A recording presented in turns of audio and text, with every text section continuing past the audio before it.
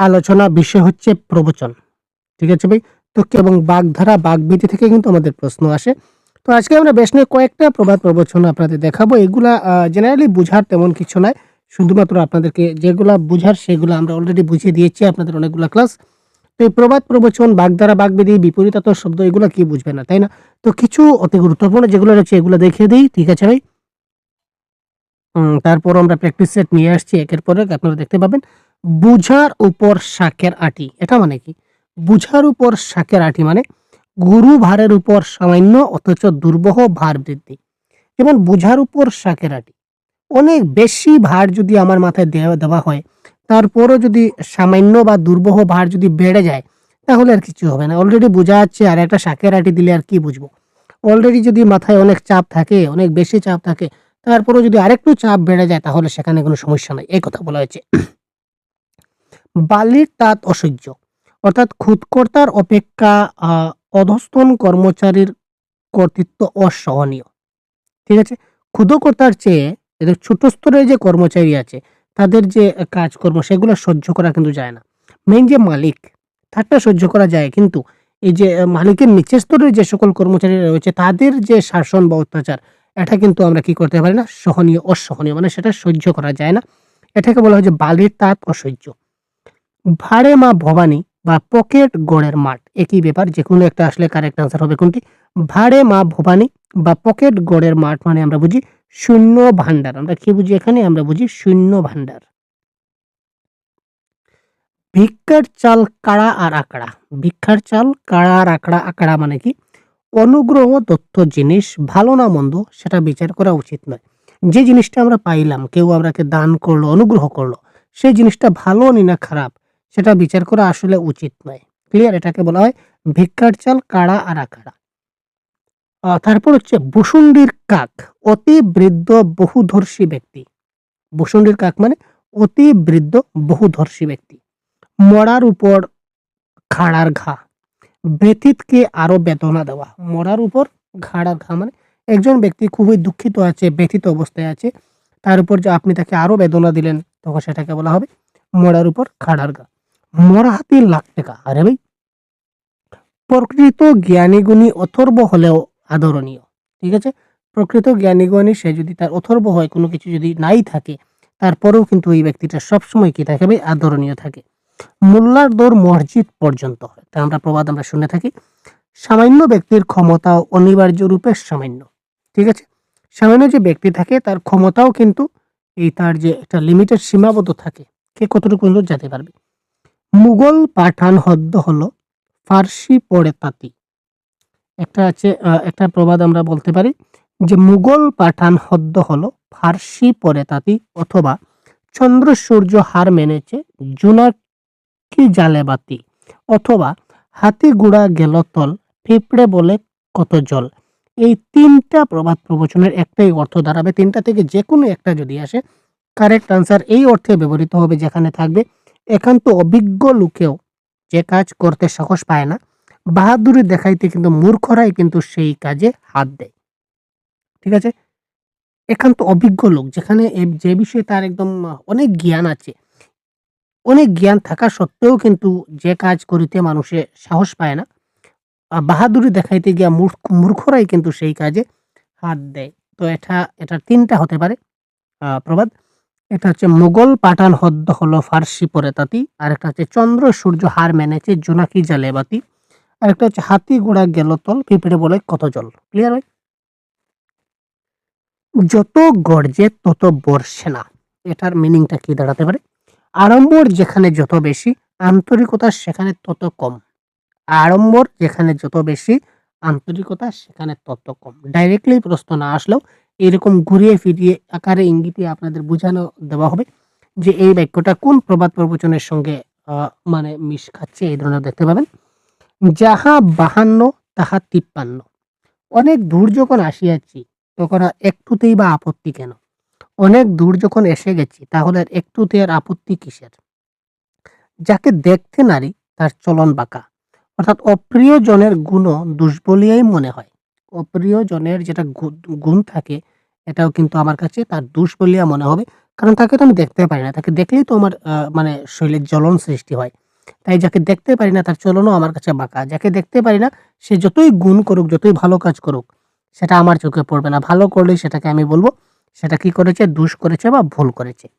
যা নাই ভারতে তা নাই ভারতে। এখানে এক ভারত বলতে ভারতবর্ষ আর আরেক ভারত বলতে মহাভারত।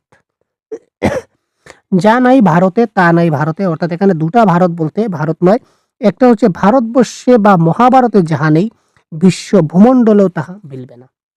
ঠিক আছে? যার ধন তার নয়, নেপোয় মারে দই, চেলে মল বিল ছেচে, চিলে মারে কই। ঠিক আছে?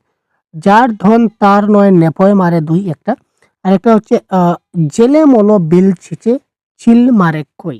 ঠিক আছে? অর্থাৎ ভালো কাজ করেন যিনি, তিনি ফল ভোগ করার আগেই করিত কর্মারা ফাঁক তালে ফলটুকু ভোগ করিয়া ফেলে। ক্লিয়ার ভাই?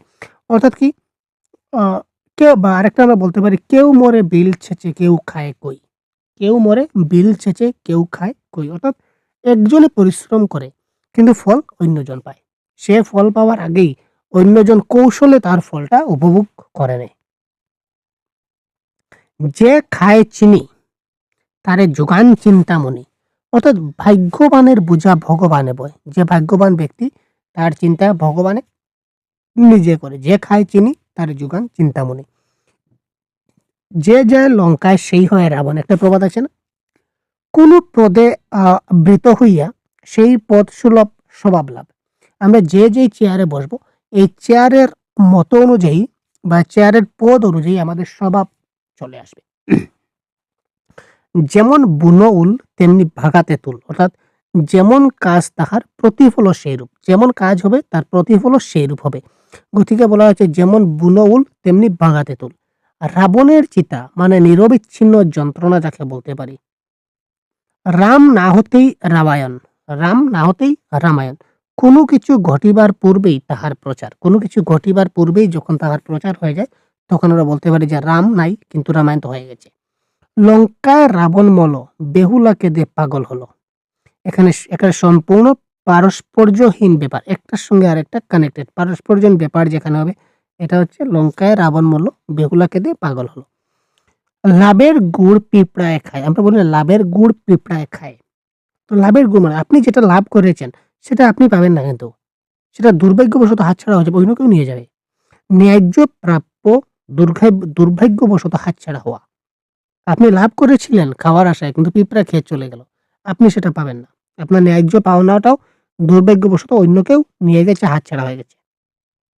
শটে ষাঠ্যং অর্থাৎ প্রবঞ্চক ব্যক্তির সঙ্গে সঠতা করা। যে প্রবঞ্চক ব্যক্তি আছে তার সঙ্গে সঠতা করতে হবে।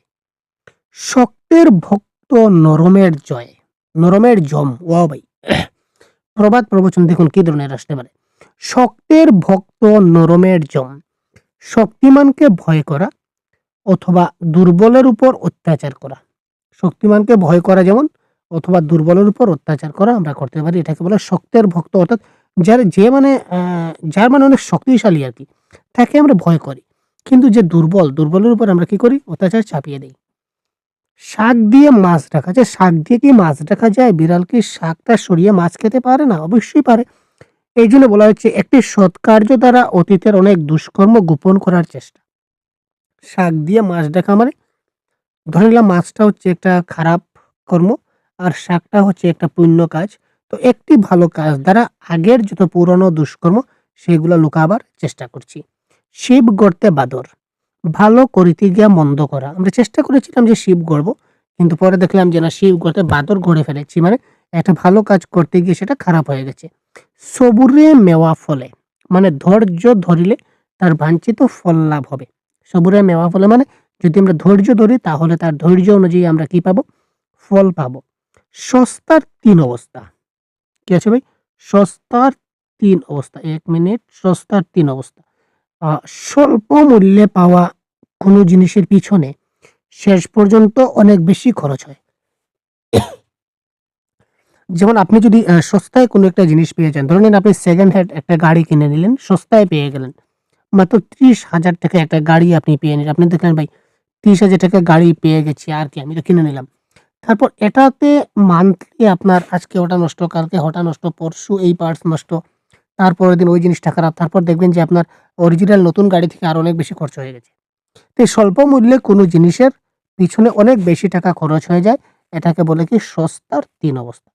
৭ ঘাটের জল খাওয়ানো। আমার সঙ্গে লাগালাগি করো না ভাই। আমি তোমাকে ৭ ঘাটের জল খাইয়ে ছাড়বো। খুব নাগাল দেওয়া। খুব কি নাকাল দেওয়া। ৭ ঘাটের জল খাওয়ানো। সাপের ছুঁচো গেলা। অর্থাৎ খুব অবাঞ্ছিত ব্যাপারে অজ্ঞাতবশত নিদারুণভাবে জড়াইয়া পড়া। সাপের ছুঁচো গেলা অর্থাৎ সাপের ছুঁচোয় আমরা যাই না। কিন্তু খুব অবাঞ্ছিত কারণে, কোনো অজানা কারণে আমরা নিদারুণভাবে এখানে আমরা জড়াইয়া পড়ি। ঠিক আছে? সুখে থাকতে ভূতে কিলায়। ও মাই গড! সুখে থাকতে ভূতে কিলায়। মন্দমতি লোক অকারণে দুঃখ দুর্গতি ডাকিয়ে আনে। যারা খারাপ চিন্তা ভাবনার যারা লোক থাকে তারা কি করে? বিনা কারণে তারা নিজেদের দুঃখ দুর্গতি তারা ডাকিয়ে আনে। এটাকে বলা হয় সুখে থাকতে ভূতে কিলায়। সোজা আঙ্গুলে কি ঘি উঠে? অথবা আমরা বলতে পারি লাতির ডেকি কি টুস্কিতে উঠে? এটার অর্থ হচ্ছে বদ স্বভাবের লোককে মিষ্টি কথায় বশে আনা যায় না। খারাপ স্বভাবের লোককে মিষ্টি কথায় আমরা বশে আনতে পারি না। তার জন্য সেই রকম ট্রিটমেন্ট করতে হবে। হাতের লক্ষ্মী পায়ে ঠেলা। নিজের ভুলে সুখের পথে কাটা দেওয়া। হাতের লক্ষ্মী পায়ে ঠেলা মানে নিজের ভুলে সুখের পথে কাটা দেওয়া। হাতি যখন ডহরে পড়ে চামচিকিতে লাথি মারে। অর্থাৎ এটার অর্থ হচ্ছে মানি ব্যক্তির দুর্দিনে সামান্য লোকও তাহাকে অপমান করে। যেদিন যার অপমান হওয়ার ভাই, হাতি যখন মানে একদম বিশাল ব্যক্তি যখন তার দুর্দিন চলে আসবে, তখন যেকোনো ব্যক্তি তাকে অপমান করবে। অর্থাৎ হাতি কত বড় প্রভাবশালী ব্যক্তি, সে যখন ডহরে পড়ে যায় তখন চামচিকি যে আছে সাধারণ, সেও কিন্তু তাকে লাথি মারে। অর্থাৎ মানি ব্যক্তির যখনই দুর্দিন চলে আসবে, জ্ঞানী গুণী ব্যক্তির, প্রভাবশালী ব্যক্তির যখনই তার দুর্দিন আসবে, তখন এই সবাই তাকে অপমান করতে চেষ্টা করবে। হাতে পাজিয়ে মঙ্গলবার। প্রত্যক্ষভাবে যখন জানিবার উপায় রয়েছে, তখন অনুমানের উপর নির্ভর করা কেন? ঠিক আছে? হাকিম নড়ে তো হুকুম নড়ে না। আদেশদাতার অপসারণ সম্ভব হলেও হুকুমের পরিবর্তন কদাপি হয় না। হাকিম নড়ে অর্থাৎ যিনি আদেশ দিয়েছেন উনি নড়ে যান, কিন্তু যা আদেশ দিয়েছেন সেটা কিন্তু কখনো পরিবর্তন হয় না। ক্লিয়ার?